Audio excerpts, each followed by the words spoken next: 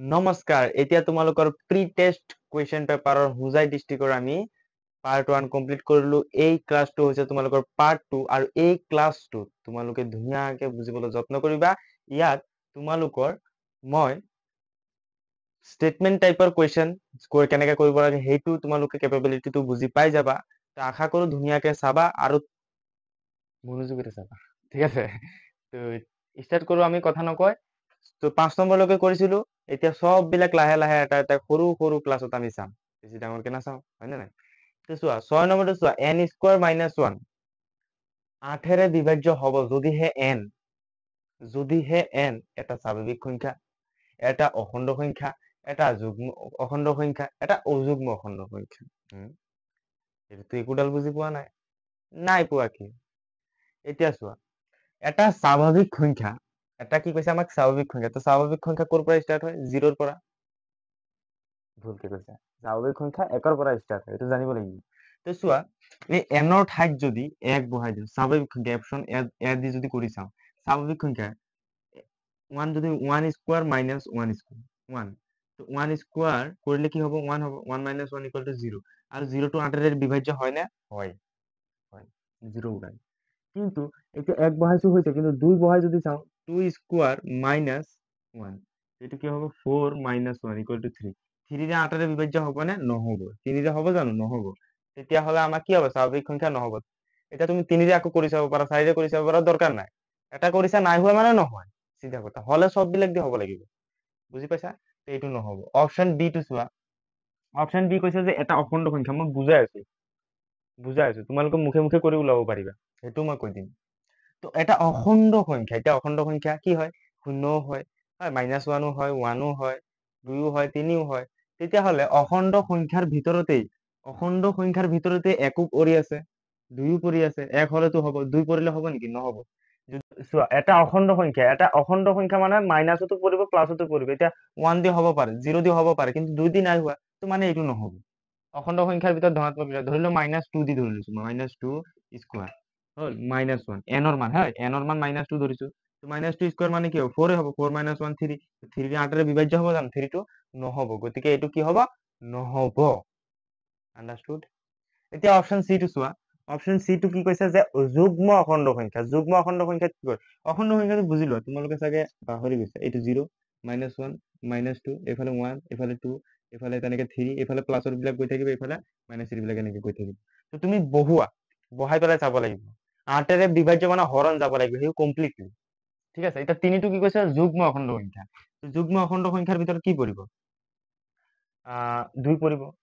2 পৰিব মানে নহব। 2 পৰিব মানে নহব। এটা ধৰি লোৱা 4 ধৰি লৈছো, মই 4 বুলি ধৰি লৈছো। 4 স্কোয়ার মাইনাস 1, তো 4 স্কোয়ার মানে কিমান? 16 মাইনাস 1 কিমান হ'ব? 15। তো 15 টো 8 ৰে বিভাজ্য হ'ব জানো? নহব। তো এ অপশন এ নহয়, বি নহয়, সি নহয়, মানে অপশন ডি হ'ব। এতিয়া কাৰণটোতো ক'ব লাগিব, খালি ক'লে হ'ব নেকি অপশন ডি? হয় নে নাই? এতিয়া কি কৈছে? অযুগ্ম অখণ্ড সংখ্যা। অযুগ্ম অখণ্ড সংখ্যা কোনবিলাক? যেনেকে 1, যেনেকে 3, যেনেকে 5, যেনেকে 7। ধৰি লৈছো 1 টো কৰি চালে হয়, 1 টো কৰি চালে আমি অলৰেডি পাইছো যে 0, 0 ৰে হয়। 3 ৰে কৰি চাম, অপশন ডি টো চোৱা। 3 ৰে যেতিয়া কৰি চাম, এন স্কোয়াৰ মাইনাস 1, তো এনৰ ভ্যালু যদি আমি 3 বহাও, তো কি হ'ব? 3 স্কোয়ার মাইনাস 1। 3 স্কোয়ার মানে কিমান? 9। 9 মাইনাস 1 ইকুয়াল টু 8। 8 টো 8 ৰে বিভাজ্য হয় নে নাই? হয়। গতিকে এইটো এটা 8 ৰে বিভাজ্য হ'ব। যদি মই আৰু এটা অযুগ্ম সংখ্যা 5 লৈছো, 5 স্কোয়ার মাইনাস 1, তো 5 স্কোয়ার কিমান হয়? 25 মাইনাস 1 ইকুয়াল টু 25 এর পরে 1 গেলে 24, আর 24 টু 8 এর বিভাজ্য হয়, 8 3 গুণ 24। তো মান লোৱা 7 স্কোয়ার মাইনাস 1, 7 স্কোয়ার কিমান হ'ব? 49 মাইনাস 1, 49 মাইনাস 1 48, 48 টু 8 6 গুণ 48, মানে 8 দি গৈ আছে। তো চাইলো অযুগ্ম যদি হয়, অযুগ্ম অখণ্ড সংখ্যা হলে হ'ব, কমপ্লিটলি 8 এর বিভাজ্য হ'ব। তো তুমি সেইটো জানিব লাগিব। কুৱেশ্যন ইমানো ইজি দিয়া নাই আৰু ইমানো টান দিয়া নাই যে নোৱাৰিবা। ঠিক আছে, তো কৰি চাব লাগিব।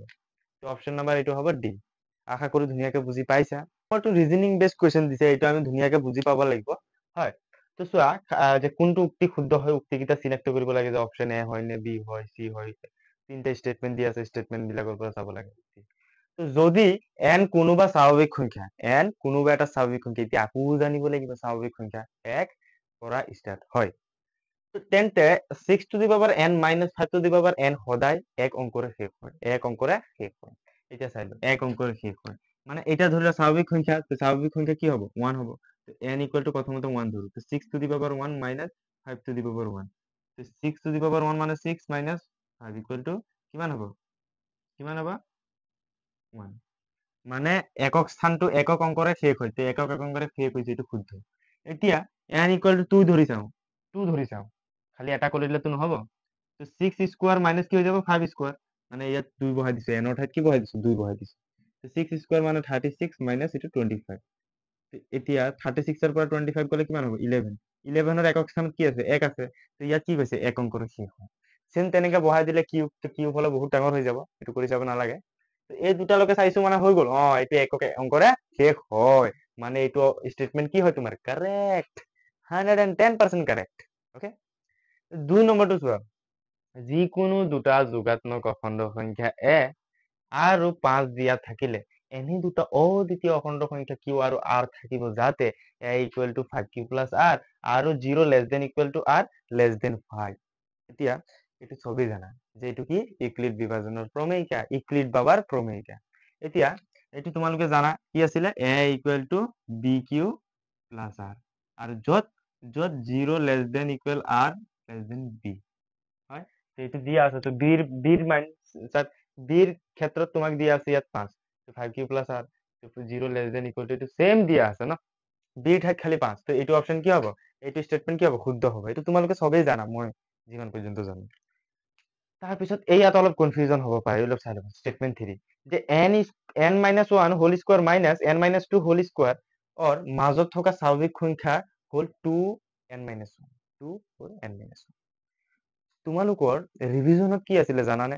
যে ৰিভিজনত আছিলে যে n আৰু n প্লাছ 1 মানে n স্কোৱাৰ আৰু n প্লাছ হোল স্কোৱাৰৰ মাজত 2n টা স্বাভাৱিক সংখ্যা থাকিব। কেইটা? 2n টা। কেইটা? 2n টা।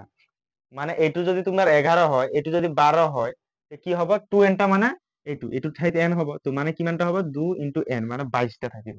তো সাপোজ তো আমি ধৰি লৈছো কি আছিলে? এইটোৰ পিছত এইটো এক বাঢ়িছে, n তাৰপিছত n প্লাছ 1, কিন্তু ইয়াত কি আছে? n minus 1। তুমি n মাইনাছ 1কো n ধৰিব পাৰা, কিন্তু ইয়াত n থাকিব লাগিছিল তেতিয়াহ'লে। ইয়াত কি আছে? n মাইনাছ 2, মানে ইয়াতকে এক কম আছে। আমাৰ মেইন ফৰ্মুলাত কি আছে? n মাইনাছ n প্লাছ 1, মানে ইয়াতকে এক বেছি আছে। তো এইটো আমাৰ ষ্টেণ্ডাৰ্ড ফৰ্মত নপৰে, ইয়াৰ ভেলুটো এইটো নোলাব। ষ্টেণ্ডাৰ্ড ফৰ্মত নোলাব মানে এইটো চোৱা 2n, এইটোক তুমি যদি n বুলি ধৰা তো 2n হৈ আছে, তোমাৰ চোৱা 2n মাইনাছ 1 মানে 2n। এইটো ফৰ্মত আমাৰ হোৱা নাই। এইটোৰ এইটো আৰু এইটোৰ মাজত কেইটা স্বাভাৱিক সংখ্যা থাকে এইটো বেলেগ ধৰণেৰে আমি কেলকুলেশ্যন কৰি ওলাব পাৰিম, তেতিয়া আমাৰ নোলাম, এইটো বেলেগ এটা ওলাই। তো তুমি ইয়াৰ পৰাও বুজি পাব লাগিব যে এইটো কি হয়? এইটো এনসাৰ নহ'ব, গতিকে এইটো ষ্টেটমেন্টটো কাৰেক্ট নহয়। তুমি ইয়াৰ পৰাও বুজি পাব পাৰা। যদি এইটো তুমি সলিউশন কৰিব যোৱা, এক্সামৰ টাইমটো কি হৈ যাব? শৰ্ট হৈ যাব। হয়, কাৰণ বহুত সময় লাগি যায় এইবিলাক কৰোতে, এইবিলাক তুমি বুজি পাব লাগিব, ঠিক আছে? তো আমি কি পাইছো? যে ষ্টেটমেন্ট 1 আৰু ষ্টেটমেন্ট উক্তি 1 আৰু উক্তি 2 শুদ্ধ। তো উক্তি 1 আৰু উক্তি 2 option number B will be ইয়াৰ কাৰেক্ট আনসাৰ। সিটো তোমাৰ নহ'ব, এইটো বেলেগ এটা সলিউশন হয়, ঠিক আছে? এতিয়া তোমালোকৰ টাইমো শৰ্ট, গতিকে মই এইটো কৰাই দিব বিচৰা নাই, কাৰণ এইটো অলপ ডাঙৰ হ'ব কৰাই দিওঁতে। তাৰপিছত চোৱা 8 নম্বৰটো কি আছে? 144, 180 আৰু 192 ৰে হৰণ কৰিব পৰা আটাইতকৈ সৰু সংখ্যাটো কি হ'ব? আটাইতকৈ সৰু সংখ্যাটো কি হ'ব? আটাইতকৈ সৰু সংখ্যাটো কি হ'ব হৰণ কৰিব পৰা? মানে কি কৈছে? লসাগু। বুজি পাব লাগিব। এতিয়া 144, 182, 199 এইটোৰ লসাগু ওলাম। 144 আৰু 180 আৰু 192, এইটো তুমি লসাগু ওলাই যাৰ ক্ষেত্ৰত 3 ভাগশেষ পোৱা যাব। মানে কি বুজিছা? এতিয়া কি বুজিছা? ইয়াতে কনফিউজ হৈ যাবা। ইয়াৰ লসাগু ওলাই, লসাগুৰ লগত 3 যোগ কৰিব লাগিব। বুজি পাইছানে?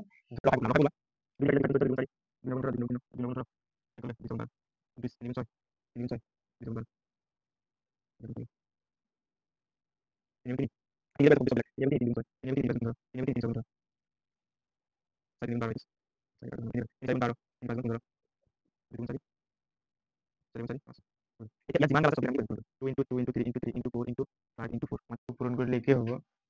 2 2 4, 3 3 9, 4 9 গুণ 36, 2 2 গুণ 4, 3 3 গুণ 9, 9 4 গুণ 34 পূরণ, 4 5 গুণ 20, 4 5 গুণ কিমান 20, 20 4 গুণ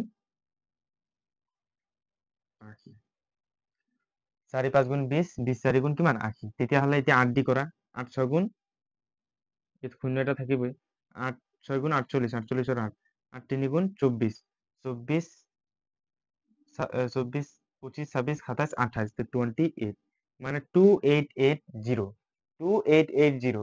তো তোমালোকে 2880 এইটো দেখি টিক কৰি নিদিবা। ইয়াত প্ৰশ্ন কৈছে যাৰ ক্ষেত্ৰত তিনি ভাগশেষ পোৱা যায়। তো ভাগশেষ এতিয়া চোৱা, এইবিলাকৰ ভাগশেষ এতিয়া এইটোৰে যদি কমপ্লিটলি তুমি হৰণ কৰা, এইটো 144 182 192, তেতিয়াহ'লে ভাগশেষটো কি ওলাব? 0 ওলাব। ভাগশেষটো কি ওলাব? 0 ওলাব। তো ভাগশেষটো যদি তুমি 3 ওলাব লাগে হয়, তেতিয়াহ'লে ইয়াত তুমি ভাগশেষটো যোগ কৰিব লাগিব। কি কৰিব লাগিব? যোগ কৰিব লাগিব। ইকুৱেল টু 2880 প্লাছ 3, এইটো কি হ'ব? 2883, এইটো হৈ যাব। তেতিয়াহ'লে এইটো 144 180 192 যদি হৰণ কৰা, ভাগশেষটো 3 থাকি যাব।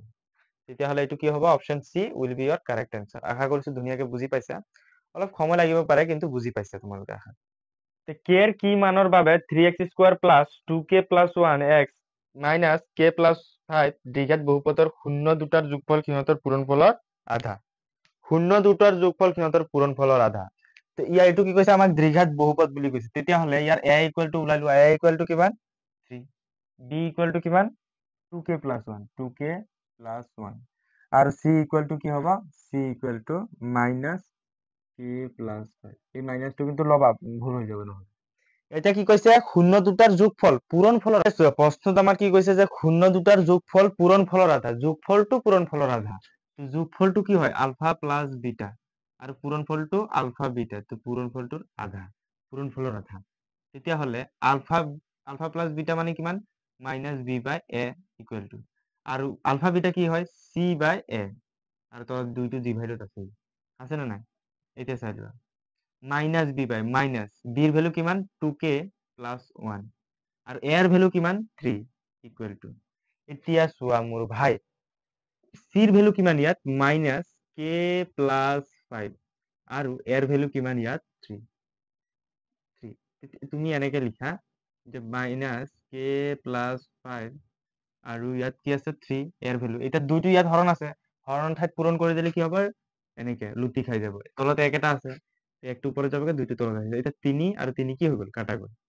3 আৰু 3 কাটা গ'ল। তো থাকি গ'ল, এইটো মাইনাছ কৰি দিওঁ। মাইনাছ 2k মাইনাছে প্লাছে মাইনাছ 2, সৰি মাইনাছ 1 ইকুৱেল টু, এইটো হৈ গ'ল মাইনাছ